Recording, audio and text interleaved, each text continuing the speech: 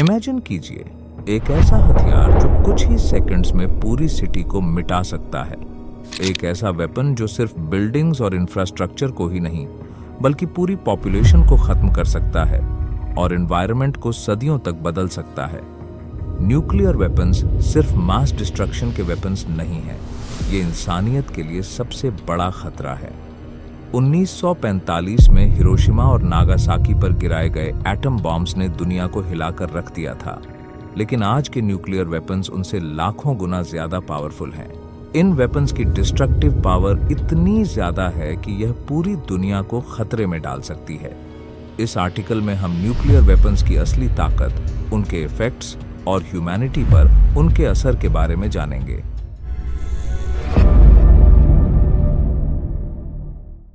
The birth of the atomic as.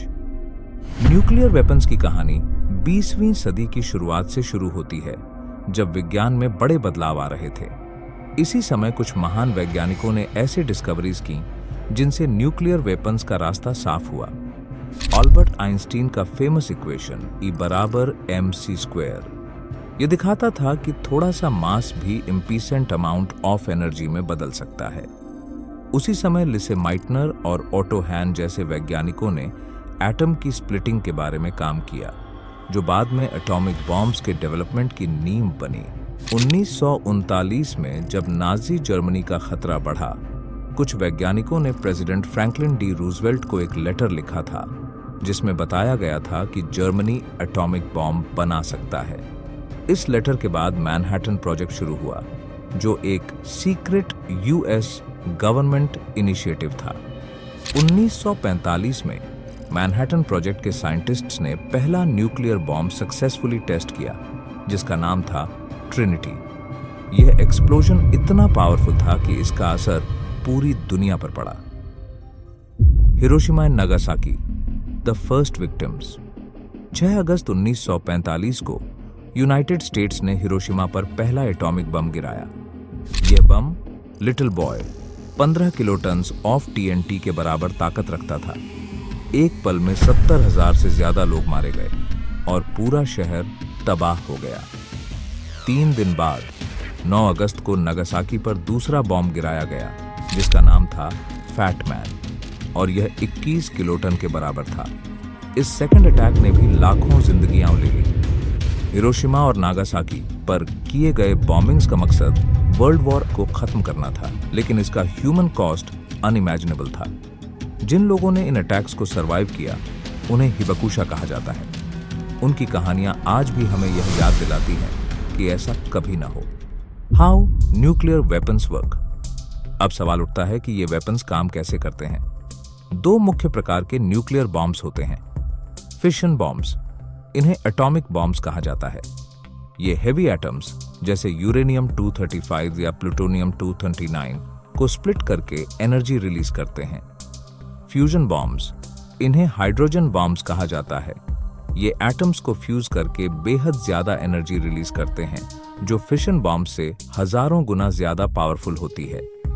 सबसे powerful bomb त्सार बोम्बा 1961 में Soviet union ने test किया था।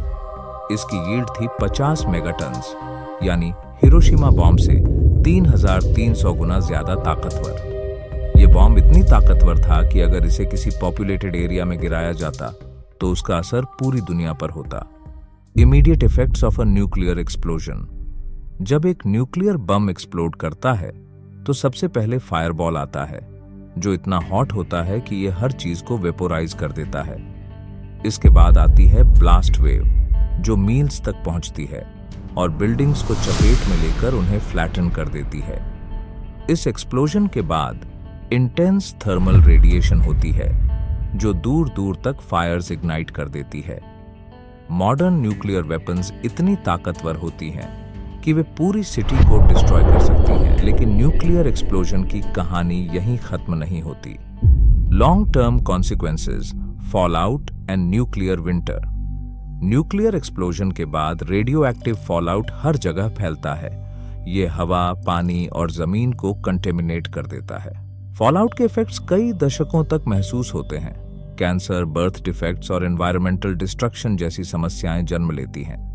अगर एक लार्ज स्केल न्यूक्लियर वॉर हुआ तो इसे न्यूक्लियर विंटर भी कहा जा सकता है। इस सिनारियो में न्यूक्लियर एक्सप्लोजन से धुएं और राख एटमॉस्फेयर में चली जाती है, जिससे सूरज की रोशनी पूरी तरह से ढक जाती है और ग्लोबल टेम्परेचर्स गिर जाते हैं। इससे क्रॉप्स फेल होंगे, इकोसिस्टम्स कोलैप्स होंगे और मानवता को ग्लोबल फैमिन का सामना करना पड़ेगा। The cold war and arms race. World war II के बाद यूएसए और सोवियत यूनियन के बीच एक आर्म्स रेस शुरू हुआ, जहां दोनों सुपर पावर्स ने न्यूक्लियर वेपन्स का स्टॉक पाइल करना शुरू किया। कोल्ड वॉर के दौरान concept of mutually assured destruction सामने आया। अगर एक भी कंट्री न्यूक्लियर वेपन्स का इस्तेमाल करती तो दूसरी भी बदले में हमला करती और इससे दोनों देशों का डिस्ट्रक्शन तय होता। आज भी दुनिया में 12,500 से ज्यादा न्यूक्लियर वेपन्स हैं और ये सभी वेपन्स ग्लोबल सिक्योरिटी के लिए खतरे की घंटी हैं। Accidents and near Mrs. Nuclear weapons के साथ कई बार एक्सीडेंट्स और फॉल्स अलार्म्स हुए हैं, जो हमें यह समझाते हैं कि हम कितनी बार एक्सीडेंटल न्यूक्लियर वॉर के करीब आ गए थे। 1962 क्यूबन मिसाइल क्राइसिस एक बड़ा उदाहरण है, जब सोवियत यूनियन और यूनाइटेड स्टेट्स के बीच न्यूक्लियर वॉर का खतरा आ गया था, लेकिन आखिरी वक्त पर इस क्राइसिस को रोका गया।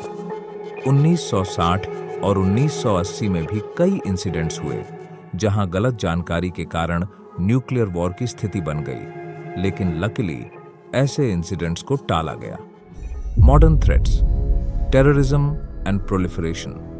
आज का सबसे बड़ा थ्रेट न्यूक्लियर टेररिज्म और प्रोलिफरेशन है। रोग नेशंस और एक्सट्रीमिस्ट ग्रुप्स न्यूक्लियर वेपन्स हासिल करने की कोशिश कर रहे हैं। नॉन प्रोलिफरेशन ट्रीटी (NPT) जैसी कोशिशें इस खतरे को कम करने के लिए की गई हैं, लेकिन यह चैलेंजेस अब भी मौजूद हैं।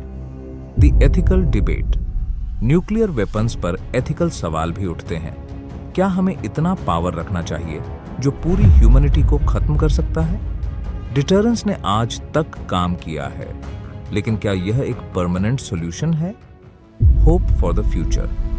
लेकिन एक होप भी है। Grass roots movements, scientific innovations और डिप्लोमैटिक एफर्ट्स ने न्यूक्लियर फ्री वर्ल्ड का सपना अभी भी जीवित रखा है। न्यूक्लियर डिसअर्मामेंट के लिए कई इंटरनेशनल एफर्ट्स चल रही हैं, जो हमें एक बेहतर और सुरक्षित भविष्य की उम्मीद देती है। न्यूक्लियर वेपन्स की असली ताकत हमें यह याद दिलाती है कि हमारे पास जो पावर है वह एक बड़ी जिम्मेदारी के साथ आती है। अगर हम भविष्य की पीढ़ियों के लिए एक सुरक्षित और शांतिपूर्ण दुनिया चाहते हैं, तो हमें इस थ्रेट के खिलाफ एकजुट होकर काम करना होगा। अवेयरनेस बढ़ाइए, कॉन्वर्सेशंस शुरू कीजिए और एक सेफर वर्ल्ड के लिए कदम उठाइए।